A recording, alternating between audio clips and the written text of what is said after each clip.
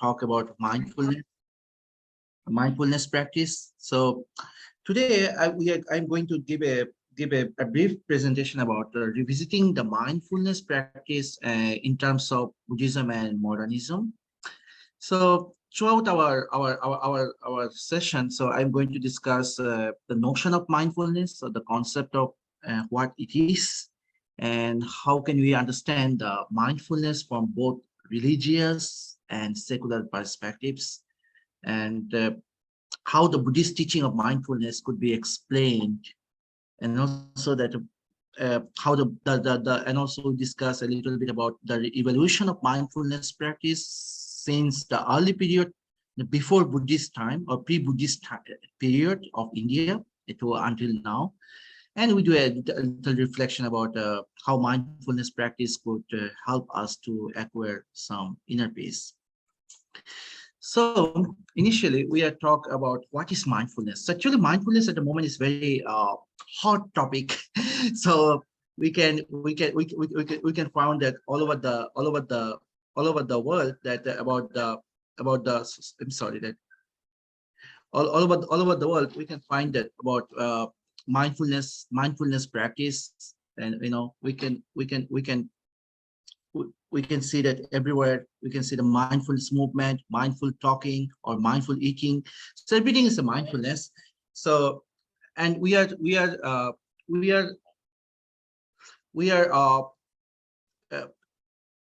so at the moment is very hot topic at the moment. So what is the mindfulness? So the term mindfulness already become popular is in secular and spiritual societies. And mindfulness, in generally, we can translate as being aware of the present moment while accepting the reality without judgment. So it's very a little bit complicated term. So, but in general, we just try to understand that stay with the present moment. So don't think of the past, but don't think too much of the future. So your present moment, your present attitude, it could lead you how to dealing with your future. So this is the in general about mindfulness in general way to definition on that on So in in a nutshell, I mean, I just like to focus that the meaning of mindfulness, just stay at the present moment. So just accepting the reality, but without any judgment. So judgment, like our mind always looking for some sort of reports, always looking for like maybe it could be, it couldn't be. So when you in general, when you discuss with someone else or when you introduce some people, we like to judge. Our mind is actually normal human nature, and like if you meet some new people, you can think about the race, religion, language, which culture he's from. But it's mindfulness is, I mean, it's beyond the judgment. It's beyond the race, beyond the religion, beyond any language. So just focus at the present, what are you are doing. So we are coming details in later on. So, and another definition is a very popular mindful teacher. His name is Professor John Kabat-Zinn. Actually, he's the founder of the MBSR, Mindfulness-Based Stress Reduction. So he's very popular in America and also Europe as well. So he also in the past, before he joined, he introduced MBSR in Boston. He started MBSR from MIT. So before he started his project, he practiced 5 years in Thailand. So he learned the Buddhism and Buddhist meditation. So according to Professor John Kabat-Zinn, he gave the one straightforward definition that mindfulness has been called the heart of Buddhist meditation. So actually, it is not only for John Kabat-Zinn. It's most of the advanced Buddhist teacher. They also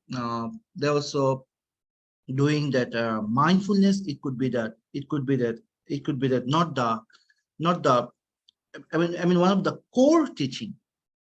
So Buddhism couldn't be complete without the mindfulness approach and mindful practice. So of course, Buddhism, and now it is the question that whether Buddhism is the philosophy or psychology or what is the Buddhism? It's a long discussion. I'm not going to that part, but literally Buddhism, it could be philosophy, it could be religion, because it also have a lot of ritual aspect, as you can see that. And in South Asia and Southeast Asia, that a lot of many communities that follow this tradition as a religion. But from another aspect, Buddhism could be like a philosophical way, and another part of the intellectual generation that took Buddhism as the one of the tools to continue their mindful practice. So Buddhist teachings, the Buddhist scriptures, I should say the Buddhist scriptures instead of teachings. So it introduced a lot of techniques about how to be meditate and the way of meditation and how to pursue the mindfulness technique through the meditation. So mindfulness, another word I to pick up from Alan B. Wallace. He is doing a lot of mindful teachings in Santa Barbara in California, in the Bay Area. So, and also he has a lot of center all over the world. So according to Alan B. Wallace and S.L. Sapiro, they mentioned in the book Mental Balance and Well-Being, it mentioned that mindfulness is an essential tool to help identify the inner cause of suffering,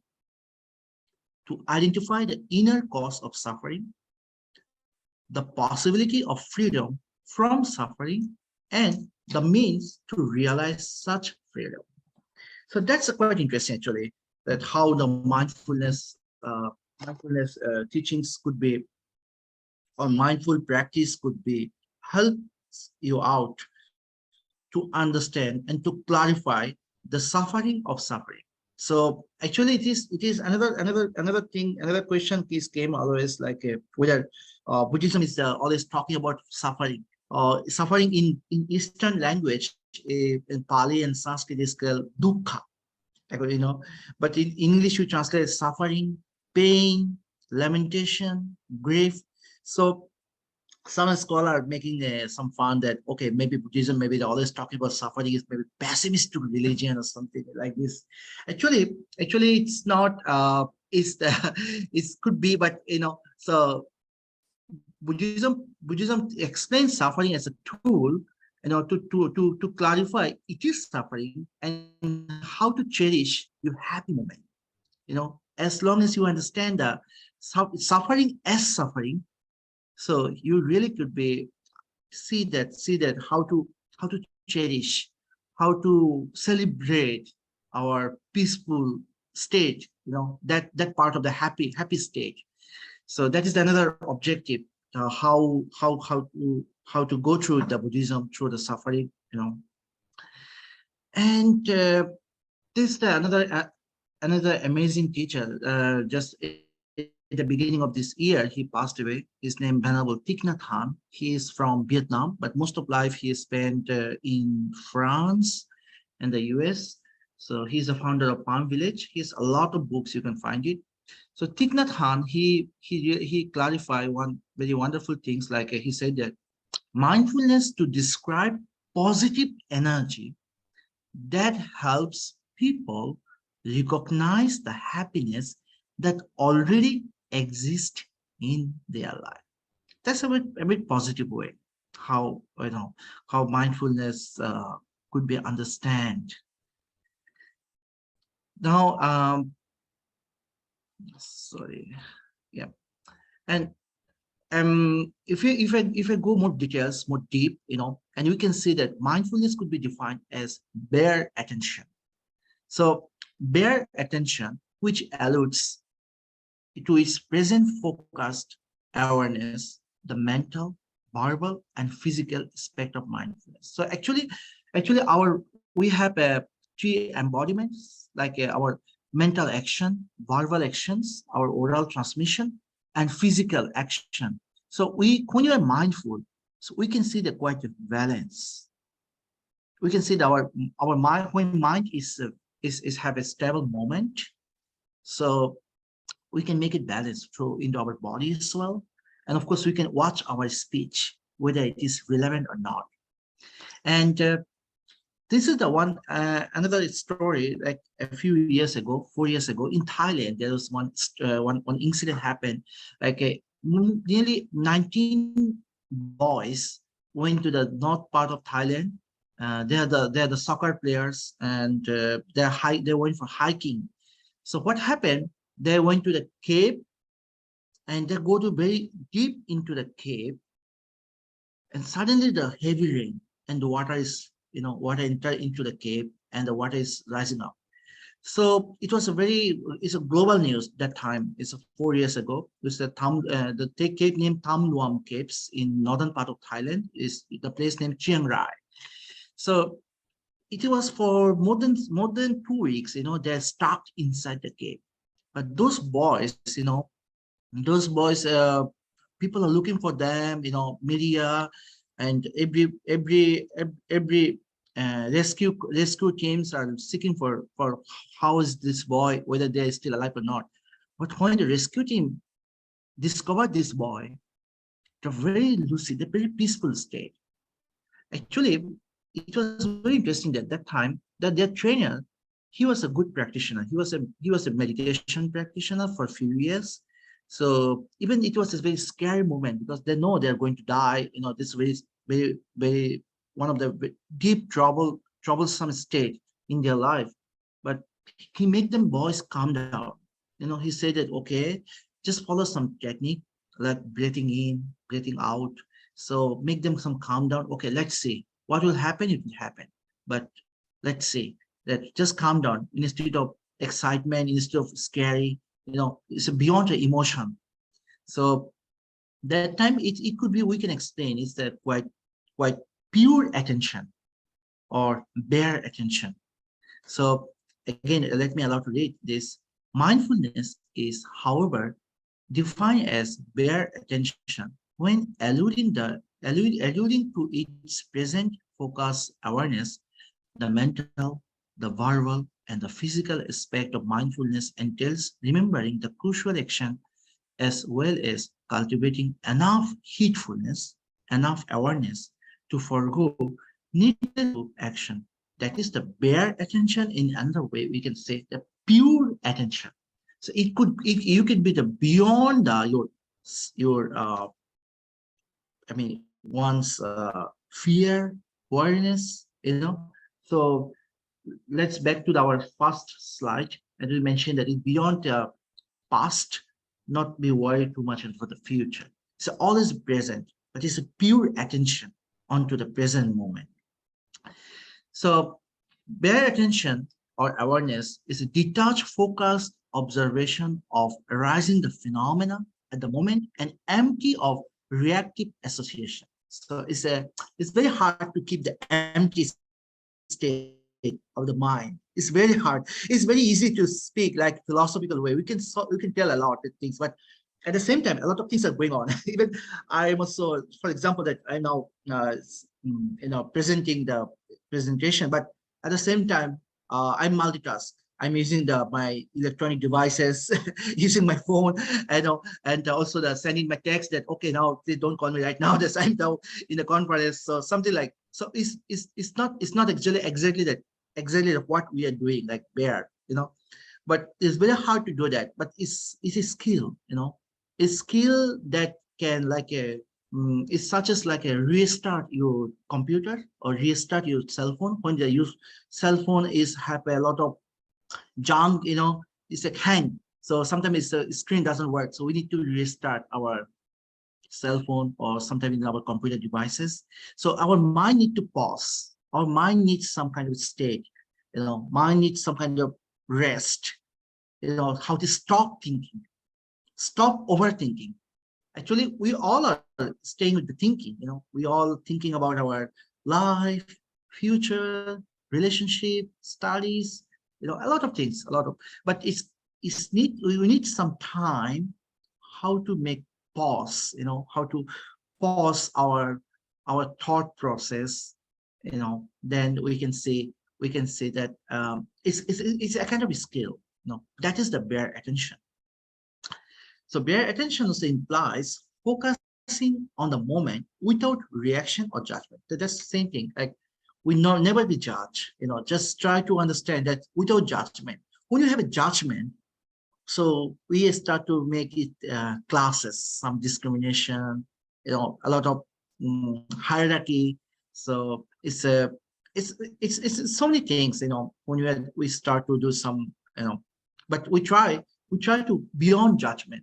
So when you say beyond judgment, we can see that we can generate the compassion. We can see that as they are or as he is.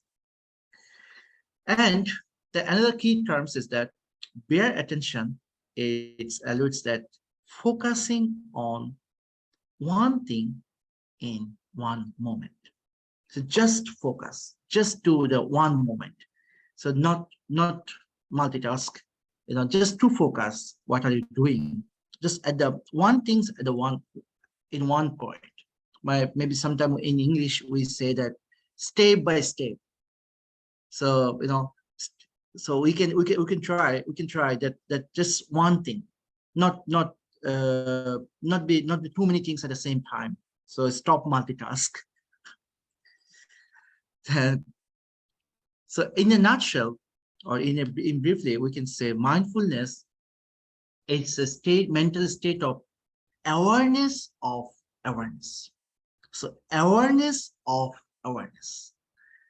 That's the one concrete meaning and translation about mindfulness, which means that the mind is stable in its awareness. So actually it is the term that mindfulness means that awareness of awareness. So when you say mindfulness means awareness, so awareness of what? Always become. So we say, okay, mindfulness is, we can define like, okay, just be aware, but aware of what? So when you say aware of what, I'm just sharing with you that in generally, some ethical implication, ethical perspectives are generated. So awareness of your present activities, awareness of your doing, awareness of what you need to do or what you don't need to do. That's ethical standard. We can say awareness of awareness. That's focus. Actually, another terms, mindfulness, it can be or mindful practice. Always remind a practitioner to concentrate on his duties, to concentrate what he needs to done. He needs to focus. So in a nutshell, we also can describe mindfulness as the awareness of awareness. Now we try to understand that another terms from John Kabat-Zinn. Actually, it's very interesting, and he's very prominent guy. Is a Mr. Zinn. So he said mindfulness is paying attention in particular way on purpose in the present moment and non-judgmentally. So almost most of teachers, they speak the same terms, like no judge, never be judged. So stay the present moment and on purpose. So on purpose, this is the I try to relate that maybe on purpose to awareness. This awareness of awareness. This is what probably John Kabat-Zinn he tried to describe. And now again, when some awareness of awareness, now we can see the concentrate or focus or concentration. So most of people, they have a concept, the idea that maybe the mindfulness and concentration could be the same things or same matters. Actually, it is not. We can now see that the difference between the how the mindfulness and concentration. So many people think that it is the concept of mindfulness or concentration are interchangeable. Actually, as we can understand mindfulness, it could be the awareness. Concentration is a focus. it described as focus. So this is the two different functions. It's not the same. So when you go more details, we can think about that. And one scholar, his name Venerable Gunaratane, he actually originally from Sri Lanka, and he practiced so many years of mindfulness meditation in Asia and Southeast Asia. So later he moved to States, and at the moment he is living in Virginia. So he's one very one of the best-selling book, Mindfulness in Plain English. It is the book's first edition was published, if I'm not wrong, maybe 70s. So for the last 5 decades, it's still trending, this book. So in this book, he mentioned that mindfulness is a delicate function leading to identifying sensibility, whereas concentration could be defined as the faculty of the mind which focuses single-mindedly on one subject or on one object without interruption. So it means the simple that concentration, just to focus. What are you doing? Just focus at one thing at the one moment. And mindfulness, it could remind you your ethical introspection, like whether you are concentrating on this one point, whether it is right or wrong, it could be defined by your mindfulness practice. That have related to some ethics as well, or morality too.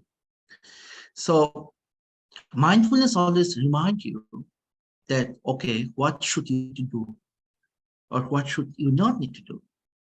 And whereas concentration just bring you to focus on your duty.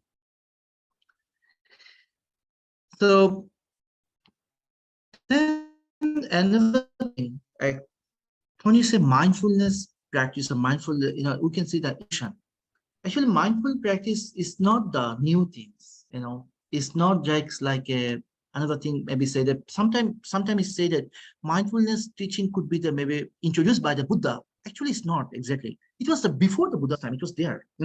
Buddha's time, we can see time frame 2,600 years ago in India, North India. His formal name was Prince. He came from a royal family. Siddhartha, it was his name. So, but most of people they understand. They tell him as a Buddha. So, before the Buddha's time, it was there.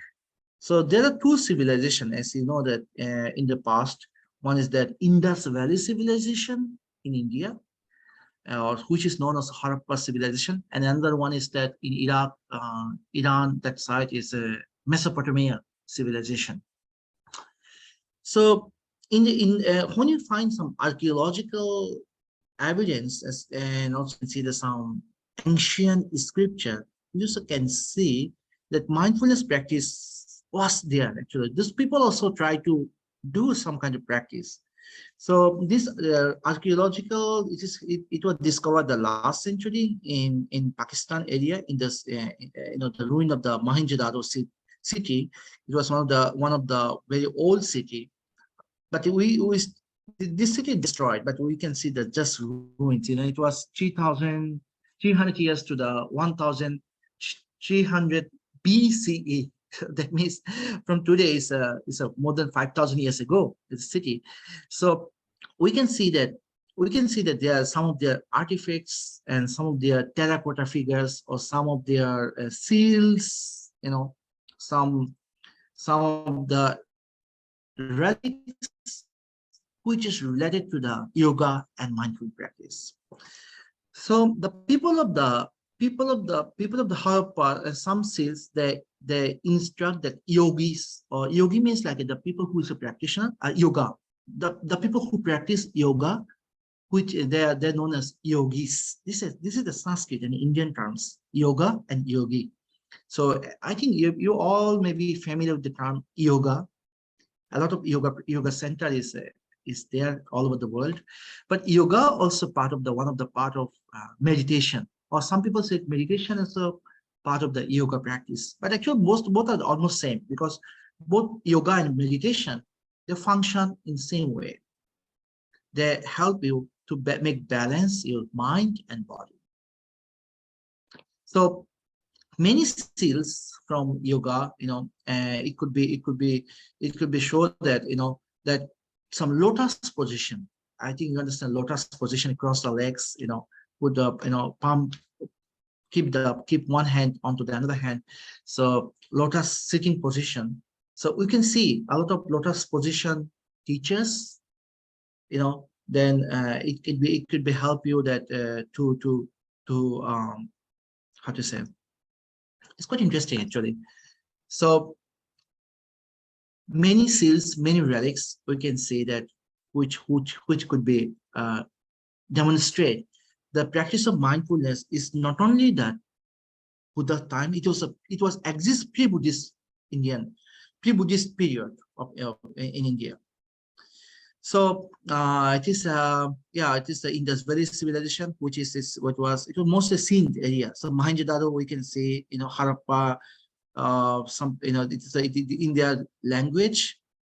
I think you know this one, right? That this picture. Can you see this one? Just one horn. So can you guess what it is? Can you guess? I think people still believe in that. The first one.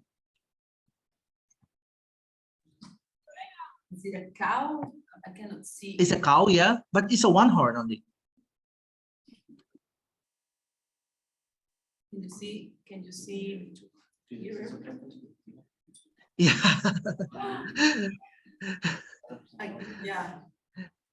Yeah. Any of the archaeology students can identify anything?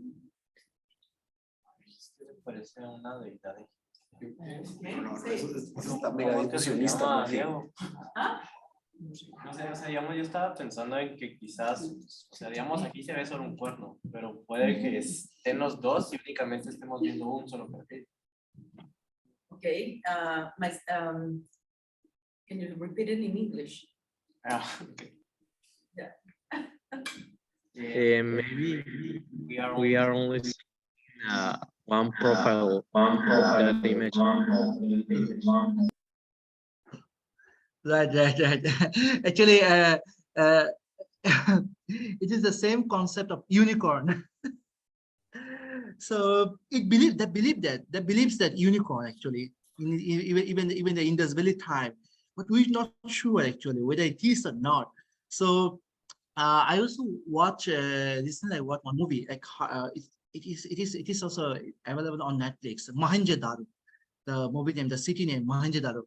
He also mentioned that the people of Indus Valley, more than 3,000 years ago, they believe that maybe there is some unicorn who is the messenger of some divine, they have some belief, there's some sort of belief actually. But anyway, our point is that about mindful practice and yoga position, a yogic position. So you can see that seal like is a lotus position. So we still can find that some evidence that okay, this practice is not the new. It was there even before Buddha's time in India, in ancient India. And now another thing is Vedic period. So Vedic period also considered that it was also they did a lot of scholarship about that mindful and yoga meditation as well. So in the Vedic period, so the concept of the sthiti or smriti sthiti is here. You can see that or smriti. Actually, the original pronunciation is the sthiti. So it's Sanskrit term. The sthiti they developed, and they do the sthiti like a being aware, the present moment or one moment, and yoga. So yoga also yoga and meditation. It almost they have a similar function. So both yoga and meditation, their aim is to make balance your mind and body. So they developed a lot of yoga technique in the Vedic period, uh, lotus position, a lot of technique actually. I can't pop up the name right now, but you can see that the technique is not only the new, not only innovated by the Buddha, it was a long time ago. People are looking for the inner peace. That reveals that people is looking for in the past, even until today, everyone looking for some kind of inner peace or inner balance. So now we can try to understand how the Buddha or how the Buddha came, how he explained this tradition. So after the Buddha came, he saw that when if you go back his biography, you can see that he renounced his royal family and he practiced with some ascetics in the forest for a few years. So that time he saw that a lot of meditators, they practice in many different techniques, some yoga, and some are worshipping to the sun. There's so many way of doing, but he tried to make balance. He's tried to look for some rationalism. Then after several years of his practice, he realized that so mindfulness it could be defined into as a four foundation of mindfulness. So mindfulness of the body, mindfulness of the mind, mindfulness of feeling, and mindfulness of phenomena or phenomenon object. So he systemized and he make it some kind of balance that how to start the mindful practice. And he also provides some ethical perspectives, and he described that the four foundation of mindfulness could be developed by attempting the eliminating by in order to relinquish the five hindrances. So as you know, five hindrances are very common, like sensual desire, ill will, sloth and torpor, restlessness and weariness, and doubt. So, and also it could be the advancement of seven awakening factors. Actually, this term have a lot of discussion. Maybe someday, maybe if I have got opportunity, maybe I could describe. But I just giving the in brief and general idea. The seven factors of awakening. It means they are mindfulness, investigation or inquiry, energy, joy, tranquility, insight, concentration, and equanimity. So he makes some kind of balance, and he learned a lot of with a lot of meditators, but after a few years of practice, he came out with his own dissertation, with his own thesis that how it could be. So he introduced that four foundation of mindfulness through these materials. And another thing, like Buddha's technique of mindfulness, he introduced that insight meditation and tranquil meditation and insight meditation. So there are two techniques. So in tranquil meditation, maybe you can heard the term in Pali and Sanskrit or in East Asian language. It's very common in South Asia and Southeast Asia. Samatha bhavana, vipassana bhavana. I think you heard the term vipassana or vipassana. There are so many institutions like Vipassana Institution, Vipassana Meditation Center, International Vipassana Institute, a lot of centers all over the world. So Vipassana means an insight. So he introduced the tranquil meditation, that samatha. Tranquil meditation is just to focus, concentrating, and initially he mentioned you should be focused at the one point. So you stop your mind, stop your thinking. Just came out, at the one point or one moment, and then try to investigate your phenomenon object. So mindful to your body, your feeling, your thought process, and all the phenomenal object. These are the inner side or inside meditation job. Actually, another way, like it's very funny way. So many ways of meditation is just not for just close the eyes. It's not just It's a huge work, actually, meditation. So people, when you go to the meditation center, we can see that just people are quiet, calm down. Maybe they're just sleeping, For me, myself, in my early age, I went to meditation, I fall asleep most of the time. So I have no idea what's going on. so so at the time I watched one very funny video from His Holiness Dalai Lama. I think you heard the Dalai Lama. He said that he have a lot of good sense of humor. He said the best meditation is sleeping meditation. It's the very best meditation. And so but it's very interesting. In later on, I realized that no, it could give you the more balance. So you should work on you should be arrange your thought process. So we have a lot of chaotic thoughts. We sometimes we don't know what should we need to do. So because we don't have inner reflection, we are not, so some kind of this meditation can help us to reflect inside and try to make balance and make you stop, stop the restlessness, so inner hurriness. So it gives some kind of that the quality of your thought patterns. So this is what the Buddha introduced about samatha, the insight, tranquil meditation is a samatha bhavana, and insight meditation, that vipassana bhavana. And then later on, after Buddha's, post-Buddhist time in Europe, so we can see that the Roman emperor Marcus Aurelius, I think some of maybe read his book Meditations. There's one very famous book. There have more than 100 translations. There's very old notes, his notebooks. So Marcus Aurelius, he also give a lot of systematic format how the mindful meditation or mindful technique could be done. So his reflecting book about meditation, he started with the quote of Plato. So it's a Greek philosopher.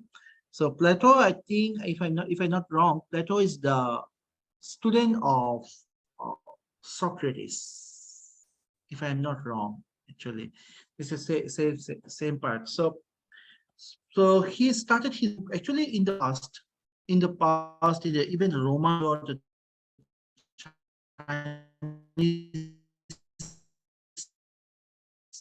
Chinese civilization, Indian civilization, all of more knowledge that how those people could be introduced. So our Marcus Aurelius, in his book on meditation, he introduced that another systematic format, how the mindfulness could be done. And he also introduced some sort of ethics as well. He was very successful king, So Marcus Aurelius focused the 5 major topics throughout in his book. So he's focused that the impermanence or changing of the being. So nature of impermanence. Impermanence is another term in Buddhist philosophy always used. So you just try to understand that nothing is permanent in general, but you have a lot of explanation. But in general, but in briefly, we can understand impermanence. Nothing is permanent. Everything has what is rises, it has a perishes. It could be ceases. So Marcus Aurelius, in the same way, he said that impermanence, the nature of impermanence, of changing of a being, the truth of death and shortness of the life. So we are accepting the reality of our death. Since we have a birth, one day we need to be endured to the death. So, and also the role and relevance of a rational state of the mind, as in modern time we say scientific mind. Don't believe anything without have is enough. Don't believe blindly, like a rational state of the mind, and how to dealing with others, and how to overcome shortcomings. So a lot of shortcomings as we have in the daily life. So how to be pause, and how to dealing with this kind of shortcomings, and the bliss of equanimity.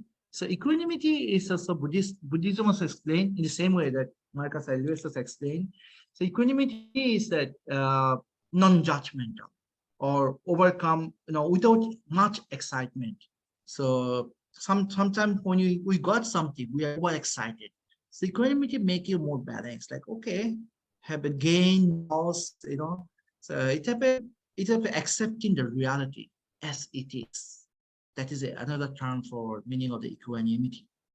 So Marcus Aurelius also provide in his book a very systematic way that how to practice the meditation or mindful practice. And yeah, so that is what we mentioned that Aurelius start up his book that quote from the Greek philosopher Aristotle, Socrates, Zeno, and Plato. So that means that those philosophers, those prominent figures, they also did a lot of mindfulness. So mindfulness, as again, I'm just sharing, remind you that it's a beyond religion. It's not much matter to the focus or ritual or something. No, it's a timeless. Actually, it was needed from the past, even in the European time, in the medieval period, and in the even until today. So it is but we just changed the language. So at the modern time, so modern time mindfulness, it is a very fancy practice. So there are so many centers and the mindfulness. So right now mindfulness, it would be sometimes mentioned like Professor Ron Burser, one of my good friends, he has another good book like McMindfulness. Mindfulness, it is like a junk food, junk food. So we all know junk food is not good, but we still taking junk food because we have a quick, because we don't have much time. So we're always looking for quick result. Everything we want faster. I sit for meditation for 1 hour. I want to be the best meditator or something like this, but still it's not like this. It is the hard work. It is your inner transmission, inner activities. So at the moment, actually, mindfulness is somehow seems to like make mindfulness. You can see thousands of center. So in actually this term, actually, it was first mentioned by one of the Zen teacher, Zen master from Japanese practitioner. His name Miles Snelly in the Bay Area on California. So he's a Buddhist psychologist and a Buddhist teacher. He mentioned that mindfulness as a feeling frenzy of spiritual practice that provides immediate nutrition but no long-term sustenance. So that means that we're looking for everything quickly, like we eat the junk food because we have no time. Maybe for lunch hour, maybe I can get sometime that maybe 5 minutes, maybe it's not sometimes because we always have a lot of things to do. So even the mindfulness also, people go for meditation center. So in the same way, so it doesn't have actually sustainable effectiveness. It has, it is a gradual process. So Ronald E. Purser, he has a very good research in his book. It is like a kind of now at the moment big industry. It's a mindful industry. So right now a lot of applications are developed, like you can say Space on Netflix. It's a very good application. It's a train up and thousands of books about mindfulness. Like mindful eating, mindful relationship, mindful therapy, mindful leadership, mindful education, mindful teaching, mindful listening. So many things are trending at the moment.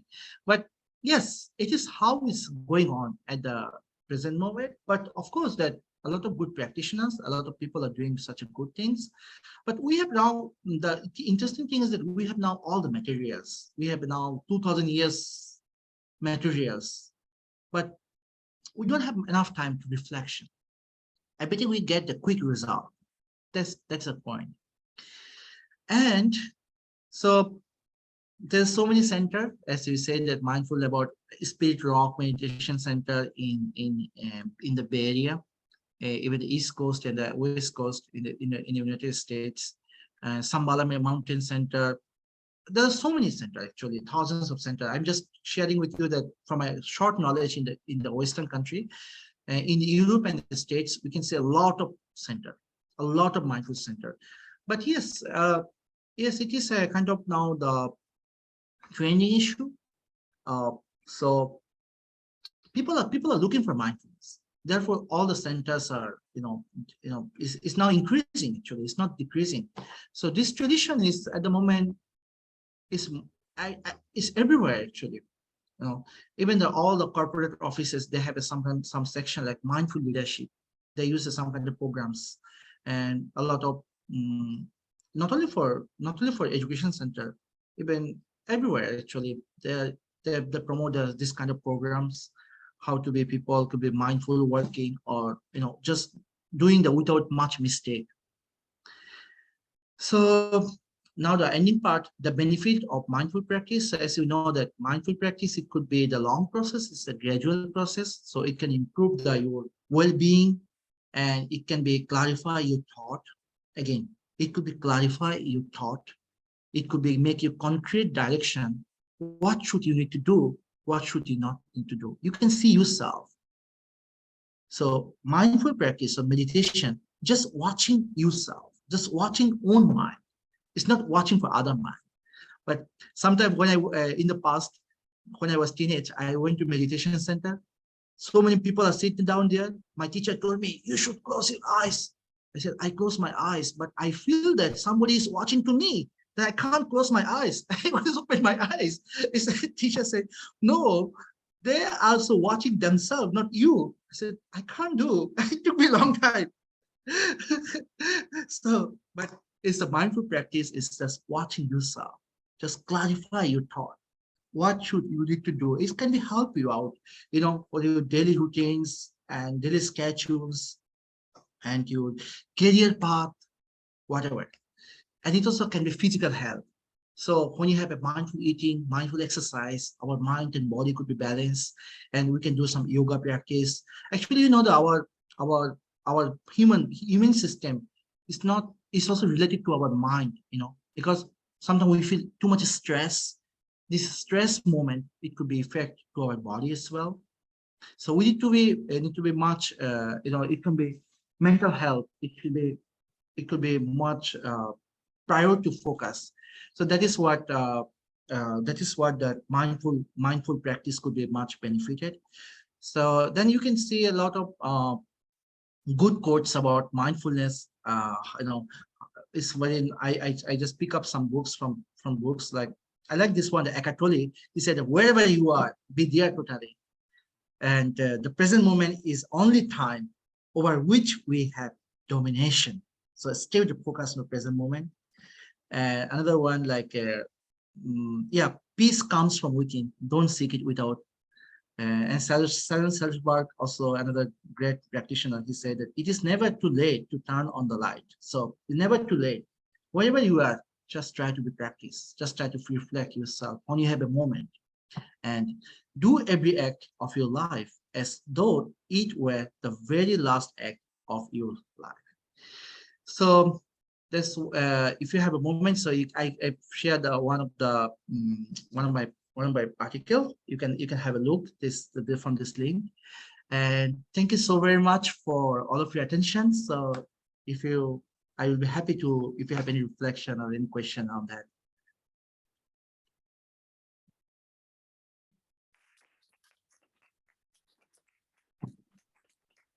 Thank you. Thank you. Thank you so much, Sanjoy. It was very enlightening. I think, do you have any questions, students? Yes, Mario. Solo al hacerle una pregunta, él me dijiste que también había hecho trabajo antropológico, ¿o no? No. Él es investigador. Él es, he's a doctor in Buddhist studies. Okay. Pero tiene mucha experiencia en digamos, en diferentes contextos. Entonces, Okay. Sorry,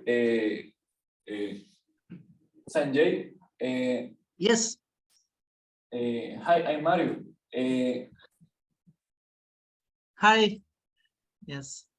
Sanjay, I would like to know how have you how would you integrate meditation and mindfulness knowledge to anthropology? How could you use this knowledge to study something in anthropology?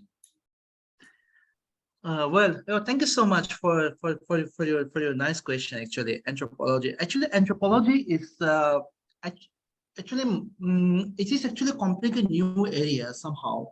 Like anthropology of meditation, anthropology of the mindful practice.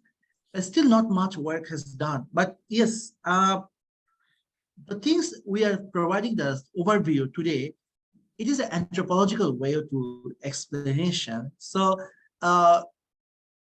now I need to understand that which anthropology you're looking for. Like you're looking for human anthropology, or you are looking for like social anthropology, or you are looking for scientific anthropology. We can clarify that which area we're trying to focus on that. But if I relate to the social anthropology, if I relate to the religion anthropology, if I relate to the philosophical anthropology, I think I believe that mindful tradition, it could be the one of the another vast area to include, So most of the time, like anthropology of religion, so they focus that mindful, like one the very short way, like in brief way, not much to explain.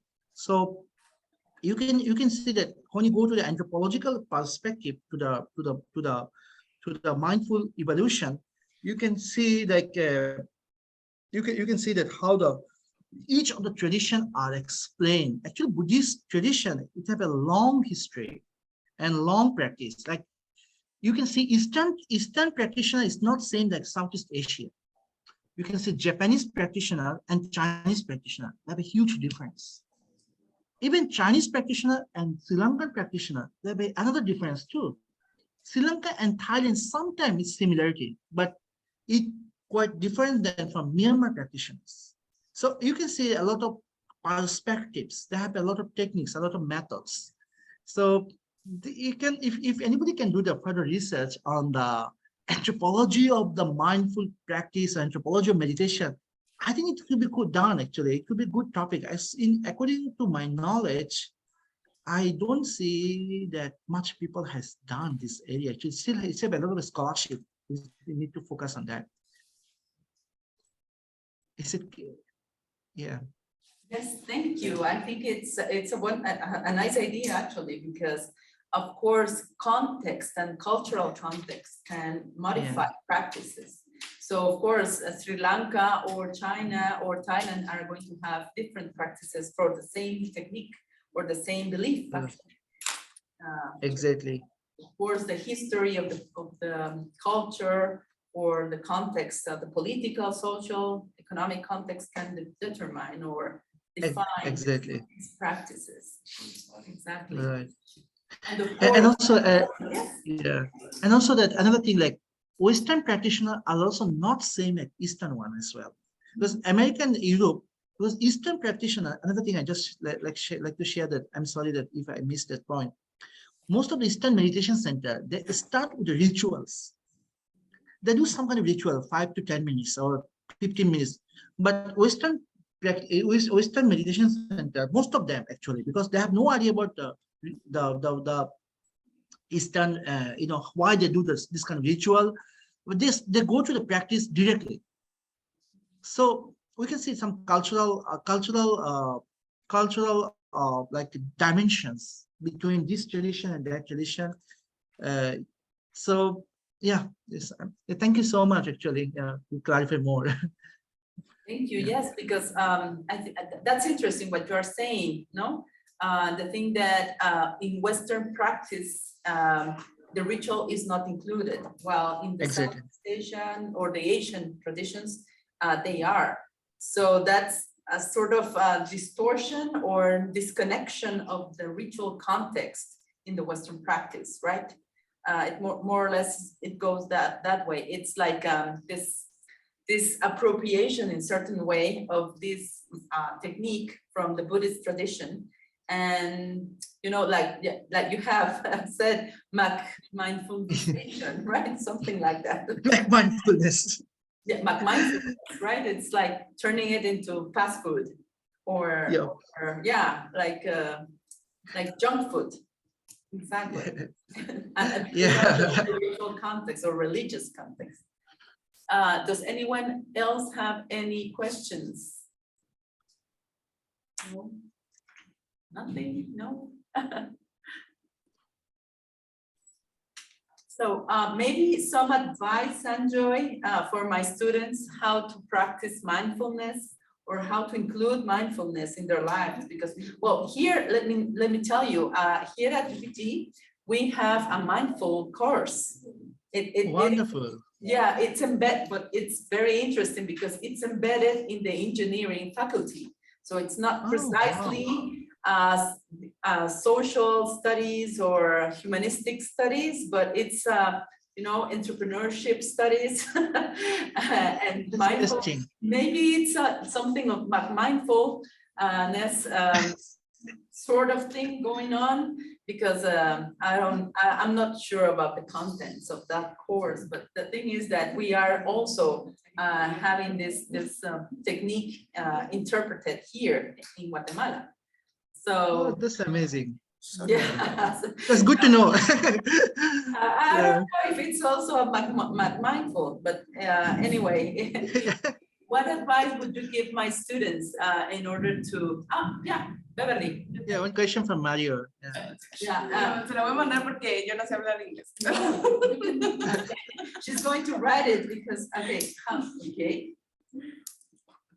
Here's from Beverly. How has mindfulness been integrated into other religions? Oh, actually, it's integrating right now. Actually, it's most of the, now the religiosity or many religions now that they are adding, they're adding this context actually, because it's, religion is a development process. Every religion is still development process. So they add this context. So they're always looking for, when you see that from anthropological perspective, I love this term actually, anthropology. So religious, the way of religion development, following the contemporary trends, we can say time frame, like 5th century, this is some cultural context. 10th century may be different. 15th century is another one, or in the European Renaissance period. And 21st century, this is now the a kind of another way. Like we are more. Some people, like some scholar mentioned that, oh, we are living now postmodern time, postmodernism.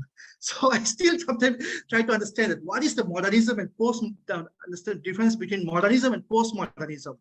Maybe someone said that, no, we are living now postmodernism. I said maybe postmodernism 2.0. So something like, so every religion have its updating version. So it's always is focused to contemporary period, because you have to understand that they need to survive.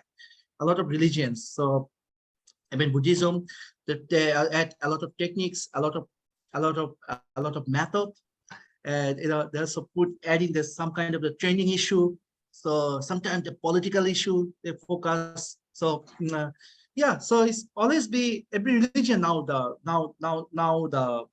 the focusing this part, because people are looking for more inner peace. So in intellectual way, not so most of people actually, yes, many people, it depends actually how the cultural context, like some culture they just do the ritual part. If you go to the Tibetan traditions or some part of the Thai tradition and Chinese tradition too, maybe they have a ritual for 3 to 4 hours. So maybe for people like me, like we sometimes surprised that what's going on exactly. 3-4 hours, I sit down, I can just read the scriptures, but without understanding, just doing. but you know, I mean, they don't know the language actually. What is the meaning? Because this language is that language, like Pali language, like it was exist 2,000 years ago, no more at the moment. But the chanting in the Pali language, most of 95% people, they have no idea what does it mean, you know. So anyway, so but they add this mindful practice at the moment. So they said, okay, you came to the meditation, some sort of, and we can give you some systemized of your thought. You arrange your thought patterns. Actually, the teacher is just guide you, but the rest of the work you have to done by yourself. That is the reality. Exactly. Maybe some way of the, maybe his way of enlightenment and your way of enlightenment maybe quite not so same, but you can try, you know. So every religions at the present moment, the modern religions are, they are trying to include and they add, you know, they try to integrate like a updated version of the any software, you know. Thank you. Thank you. Yeah, I think that, of course, we are in the human race, the human species is always looking for meaning and making sense of the world. So these techniques and of course religion also gives this kind of tool to make sense of everything, right? And mindfulness, of course, is one of them. But being a technique or a philosophical part, it can be integrated in any religion, and it can, you know, it doesn't make a conflict with other beliefs, right? Right. Any questions? Any other questions? Abby. Hi, my name is Abigail, and Hi, Nigel. I was thinking about nowadays we live in a world that is happening everything just too fast, and we don't accept our reality, and that's one of the principal meanings of mindfulness. So what are your ¿cómo se dice? No, She's looking for the word. She's looking for the word. Right, let me know. Mindful searching. Yeah, mindful searching. Yeah. Consejos. Advice. What are your advice to reach that mindfulness in the nowadays stressful life, and of course suffering life sometimes, because we are not accepting that past or that future, we are not accepting the present, we are not realizing what is happening in the present. So what is your advice for being more aware of this and of making this mindfulness? Yeah, it's very, thank you so much. Actually, you asked what is my advice. I was very scared, you know, to give my opinion. So far from the trying to get the, you know, all the what to say. That's why I include very quickly some prominent figures' opinion. What is the, what they are trying to provide, you know. But yes, actually, it's very interesting. Like at the moment, we have, as I mentioned that in the lecture, like we have now the more than 2,000 years development. I mean, all the scriptures, all the text, we can accessible at the moment. We can find, if I want to go to the, like for example, like Greek scriptures, I can go to a library. I can find the translations available. But how many of us, or how much time we are now you know, investing to reflect? So yeah, and a lot of chaos all over the world. We can see actually a lot of chaos, even our personal life as well, not much balance somehow, you know. So but I ask sometimes the same question to my teacher actually. Unfortunately he passed away a few years ago. So I have said that, okay, we practice meditation. He said, close the eyes. Most of the time I just sleep in the meditation, most of it, to an honest opinion. Most of the time I was so tired. After study or work, I come back to meditation, for half an hour or an hour, I just fall asleep. But most of the meditators, they not react exactly what's going on in the world. They're not, meditation doesn't mean that just stay there with oneself, just self-centered, but sometimes like they not have enough reaction. Like sometimes some war are going on, so they not have enough reaction to their own government, that why you are doing this kind of things, why you are producing more weapons or something, why you are, we know that this is the dangerous, weapons are dangerous, but why we are investing more money to produce more weapons. The ultimate reality of the weapons is for killing each other, is the reality, but why we know everything. But why is this? All the people are smart people. They're all high educated people. They're working in the government or every country in the world. Like I like to say, because the country I came from, Bangladesh, it was one part of the South Asia, small country, but we don't have a war. But why does we need to buy submarines? I have no idea. And spending a huge money, people's tax money, to take care of those two submarines. And neighborhood country, they think that, oh, maybe this country is now thinking for war with us, like India and other countries, so why you are creating your own enemy? Why you need more investing, for this weapons, for this kind of things, I have no logic sometimes. I have no logic, but sometimes I see that on a newspaper is scrolling that, oh no, now we are coming to the superpower something. So what should be the post superpower? What is the next superpower? So I sometimes have no idea like what's going on actually. But is it true that actually mindful practice is not exactly a solution for the own thought, own reflection. So yes, is mindful practice not enough solution? I mean, if everyone can done it, it could be changed. But how many people are doing exactly, as we have said? Even how many educated people are exactly can reflect in their own thought? They have time or not? We're now living in a McMindfulness, actually, that in briefly. So it's very actually hard, but to answer exactly. And I guess that if some big the people who has enough power, enough scope to do that, they could be mindful, they could be do some work, maybe it can be changed somehow. But yes, we need to actually change. Like we need to stop a lot of things. Like we are doing a lot of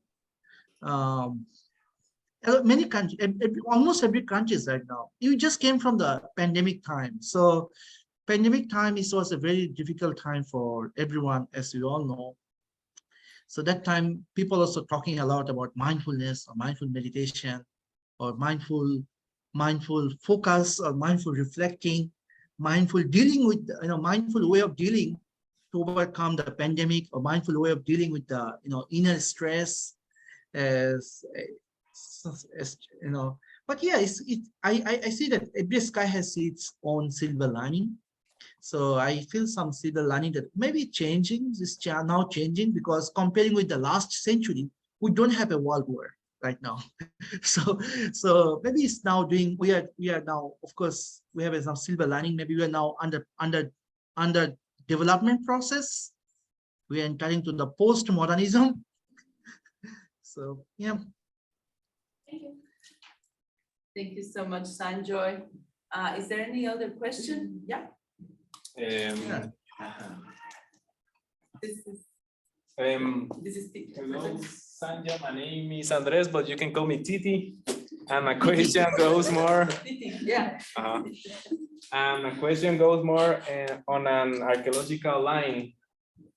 Besides the seals from the Indus Valley, which illustrate these yogi meditators, are there any other evidence of meditation artifacts? Yeah, sure. There's so many evidence actually. It is a brief one. You can see, of course, meditation in Christianity as well. Christianity has meditation as well, Christianity. So you can see Christian meditation. If you look for civilizational perspective, I'm not sure about the Egyptian civilization. I'm not sure. It's not. I did not study that one.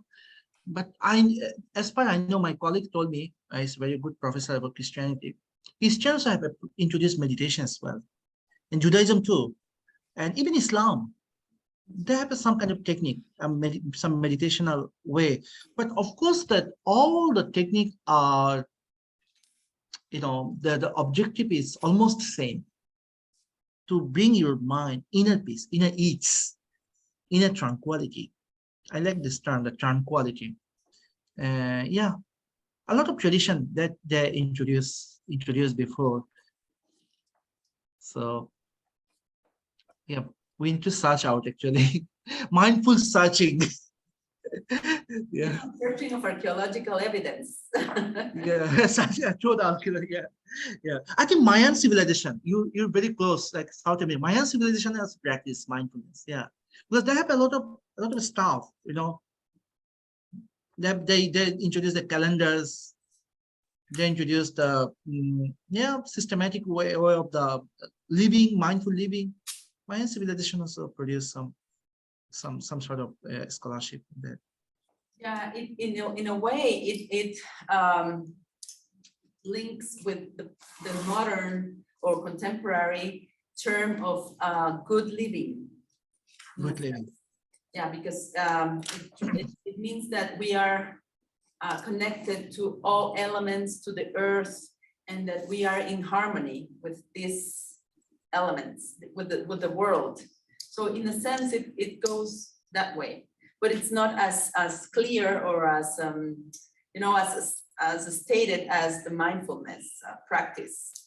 It's more like, in a way, linked to this philosophy of living, that of course is in tension of the modern, how to say this, the modern world of productivity, of extractivism, or this capitalist way of the world.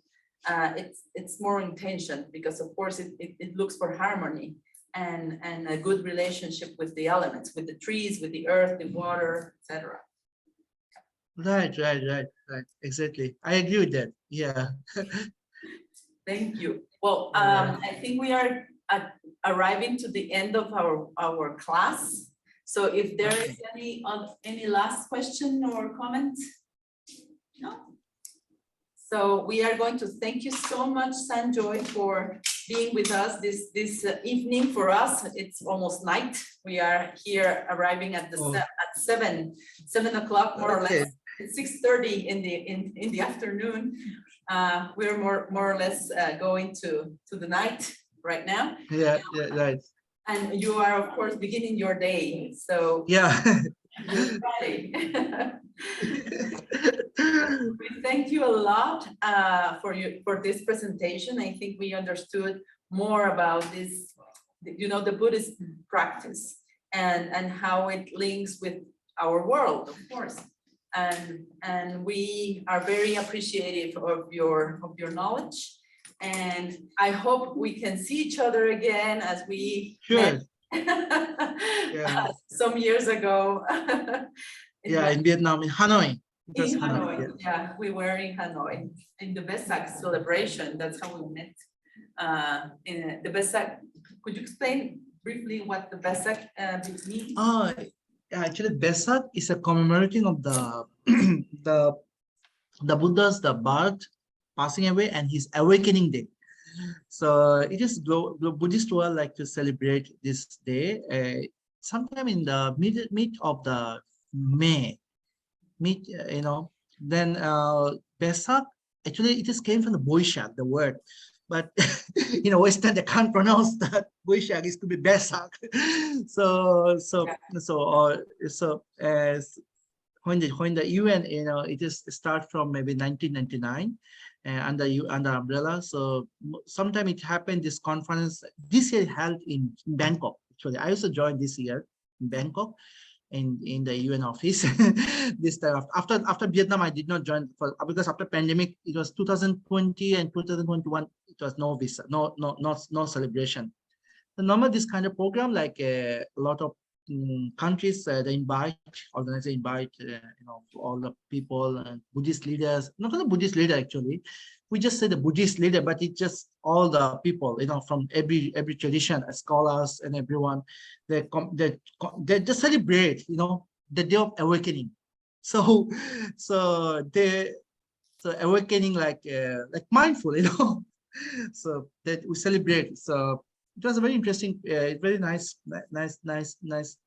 thing. So most of the time UN sponsored. UN's last time it was Vietnam. Vietnamese community, they're very generous. And also some donation came from Japan as well, because Japan also like to be part, but to arrange the program in Japan is too expensive for them. Yeah. So what they do, they just share this to Vietnam, and sometimes they share to Thailand, Sri Lanka. So mostly these 3 countries, sometimes Taiwan, not other country, but the other, they like to be joined, but they share the resources that, okay, to make it happen successfully. Yes, so this is a very wonderful event, but I think next year, maybe, I'm not sure, maybe Thailand, maybe, I'm not sure. Maybe Vietnam. Yeah. If we can join again in the Vesak celebration. That's how we Right. I was part of the UN invitation for Guatemala, and I went as part of the UBG. So as a scholar in religious studies. So that's why I went to Vietnam and met Sanjoy and other great colleagues from different parts of the world. So yeah, thank you so much, Sanjoy. We are going to Thank you. And thank you for everything. This recording is going to be, I can share it with you if you need it. Thank you so much. Yeah, please share with me. Yeah. And if you need, if you want a photo taken with us, of course we can. Oh yes. Yes, I love to be. Yes. Pónganse. So maybe I stop the screen. Yeah, you can. Okay, you're going to download, take out the oh yeah. Okay, I should stop that. Okay. So we can. Maybe with the screen one, is it okay? I think that we cannot fit everyone, or are we there? Okay, we can fit everyone. Okay. I should stop the how to stop the screen. Okay. Stop share. Stop share. Okay. Okay, so maybe here. Okay, view. I'm not sure, gallery. Yeah. There. There's another one, Avanti Parua. I'm not sure. Oh, she's my friend. She's joined from Bangladesh. Yes. Welcome, Avanti. Welcome. Yeah. Can you show your face, Avanti? Would you like to turn on your camera? Or maybe she's. Wait, I am turning on my camera. Yeah, actually, it's very early morning in Bangladesh. Yes, of course, we are waking up. Yeah. Hi. Hello, thank you for joining us. Yeah, it's really very nice to hear the full session. Thank you. Welcome to Guatemala, at least virtually. Oh. Okay, so I'm going to take a picture. Just say hi, say cheese. Another one, just with the. Okay, let me see, where is it? Oh.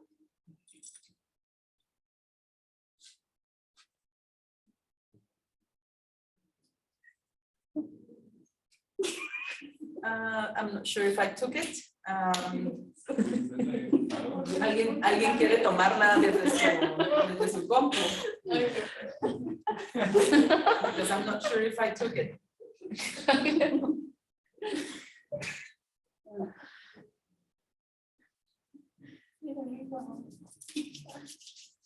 Can you hear me?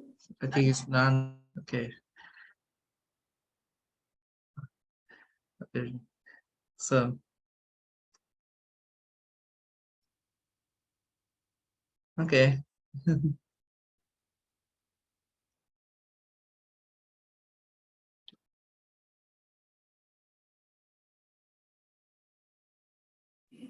Is it taken?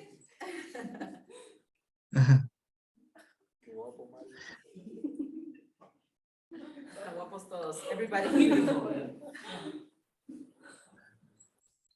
Mm. Please share these pictures with me. Of course. Thank you so much, Sanjoy. And also share the recordings. Yeah, thank you. Yes, of course. Thank you so much for having me. It's so nice to see your students and everyone. Yeah, welcome to Thailand. Thailand and Bangladesh. Hopefully someday I'm going to be there. I'm going to visit. maybe I will try to visit if I go to States. Then I maybe try to make a trip there. Of course. It's also fun. Of course. Yeah, one day. Yeah. Very well. So thank you so much. Bye-bye.